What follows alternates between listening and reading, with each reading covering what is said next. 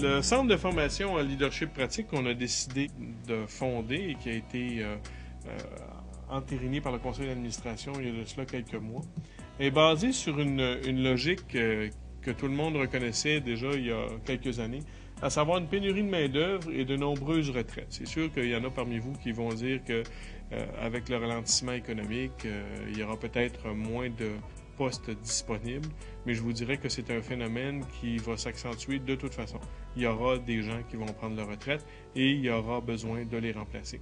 On parle toujours en fonction des employés qui devront être remplacés, des techniciens qui devront être remplacés, des spécialistes qui devront être remplacés, mais il n'y a jamais personne dans aucune conversation qui parle des leaders, des responsables, des superviseurs qui devront être remplacés. Alors, on a défini qu'il y avait un besoin de formation en leadership pour les superviseurs de premier niveau. On les envoie faire de la formation en gestion, ce qui est une excellente chose parce que ça prend aussi de la gestion, mais il y a bien peu, sinon pas de formation en leadership.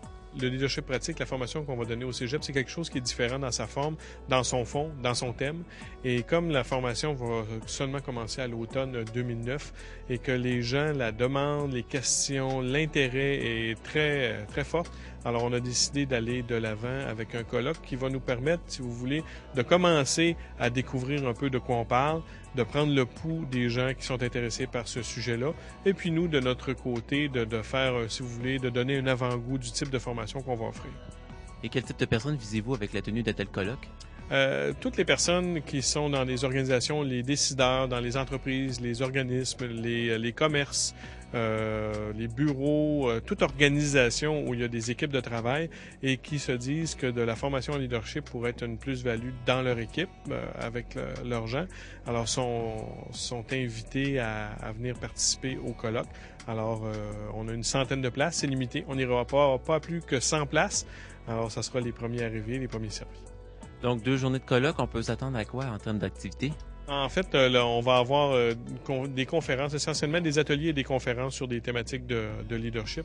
On est allé chercher des formateurs, et non pas ce sont pas des, si vous voulez, des conférenciers au sens classique. Ce sont des formateurs en leadership qui vont prendre les 100 personnes, on va les diviser en sous-groupes et ils vont pouvoir, à tour de rôle, aller participer à des ateliers de perfectionnement en leadership, de discussion et d'échange. Puis on va en profiter aussi pour prendre le pouls de ce qui préoccupe et ce qui intéresse les gens sur les problématiques de leadership. Et donc, le rendez-vous est donné? Oui, absolument. 31 mars, 1er avril, ici au Cégep de Thetford.